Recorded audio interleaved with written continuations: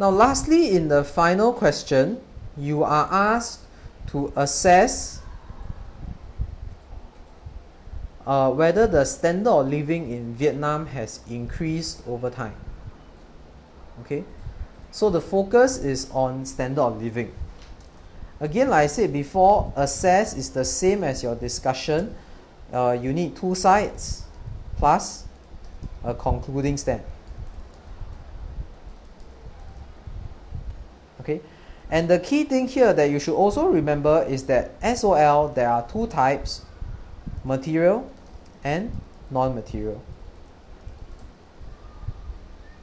Okay, you should accurately address these two aspects of SOL. Then the question here is this: assess, you say, I said that you need two sides. So what are the two sides? Is it material and non-material?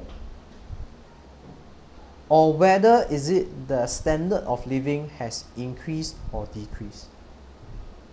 Okay, so like I said, the key thing, look at the main point or the main content of the question. The main content is whether standard of living has increased over time. So your two sides, first side, indeed SOL has increased. But the second side then is that SOL may not have increased. Okay, so this is the two sides, and you're supposed to justify your two sides. And of course, finally, you end off with a concluding stand. Okay, so how do we justify the points to say that SOL actually increased? So let us look at some of the data. From table 1, we can see that real GDP growth for Vietnam is actually quite high, and it is consistently at around minimum of 5%. So there is consistent growth in GDP, which essentially means that the incomes are consistently rising. And when incomes are consistently rising, you have more money in your pocket, you can buy more things, you can buy better quality goods and services, your material SOL improves. Is that okay? So it's quite straightforward. And other indicators in, sorry, this is not table 1, but I should say table 2. Okay. Other indicators in table 2 also kind of support the SOL has increased data. Okay, unemployment rate generally is constant.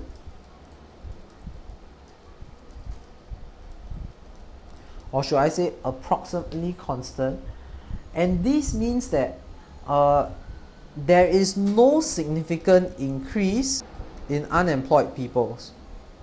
Okay, so what we are trying to say here is that because the unemployment rate has been quite constant, there is no sharp increase in unemployment. This means that most people should have enjoyed the increase in incomes, and therefore most of them should have enjoyed a higher material standard of living. Okay. Now how about the non-material aspect? Okay. If you look at the non-material aspect, what happened is in Vietnam there is higher life expectancy.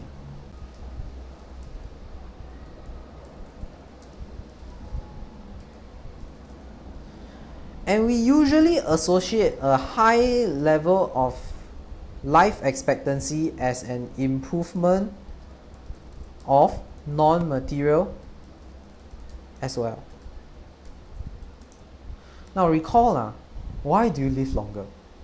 Because you are eating more nutritiously, you are more healthy in your lifestyle. So these things are considered non-material in nature. Okay, but it still shows that there is an improvement in the non-material SOL in Vietnam. Okay, so how do I show the opposite side where SOL may not have increased? Okay, so again we look at table 2, and what we see is that the Gini coefficient has increased.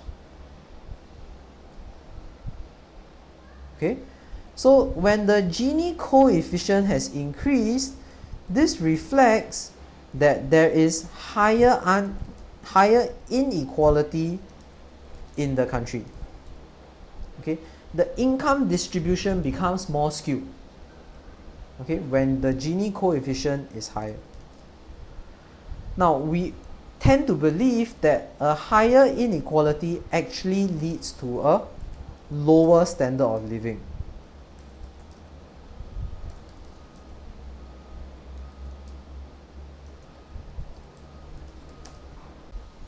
So what else? Let us do some comparison between table 2 and extract 1.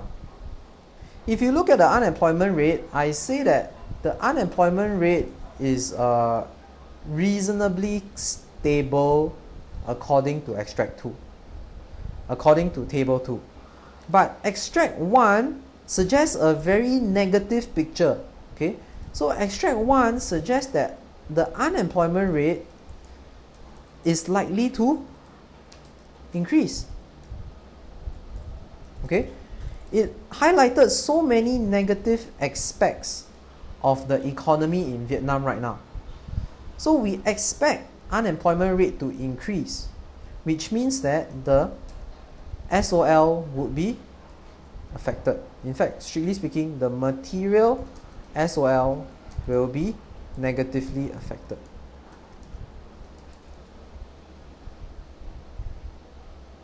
Okay, and the next thing quite clear is that in extract 2, it talked about the environmental damages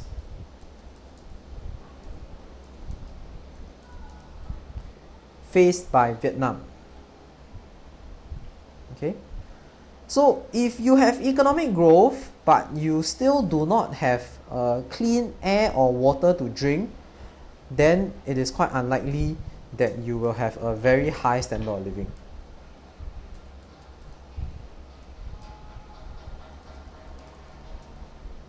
So polluted waters will be an issue. Okay, so ultimately the environmental damages actually results in a fall in non-material SOL. Okay, so what would make an intelligent concluding stand? Okay, based on whatever data that we have obtained from the extracts, it is quite clear that we cannot determine whether SOL has increased or not. Right? We are still short of many data. Okay? I am short of data like population growth. I'm also short of data like average working hours.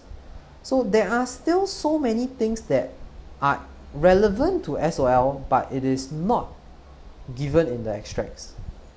Okay? Therefore, without this extra information, I cannot conclude whether SOL has increased or decreased. The next issue that you would like to bring up in the conclusion is that you would like to see the use of more comprehensive SOL indicators. What are the comprehensive SOL indicators? They are like HDI and MEW, right? Please try to make sure you can explain at least one of them in detail. Okay, so why do you need these comprehensive SOL indicators? Because they give you a good picture of both the material and non-material SOL. Okay, if you only rely on data such as those given in table 2, for example GDP growth, you are only focusing on the material side. And if you only focus on things like life expectancy, Gini coefficient, you are focusing only on the non-material side. It is only through the use of these comprehensive SOL indicators that you have a clear picture of both the material and non-material SOL. Okay. So this is the last question in this CSQ assignment. And I hope that you will find this way of going through a little bit better compared to me just going through the slides. Okay. The reason why I want to go through it this way is because the key thing about case study is to continuously refer to your extracts.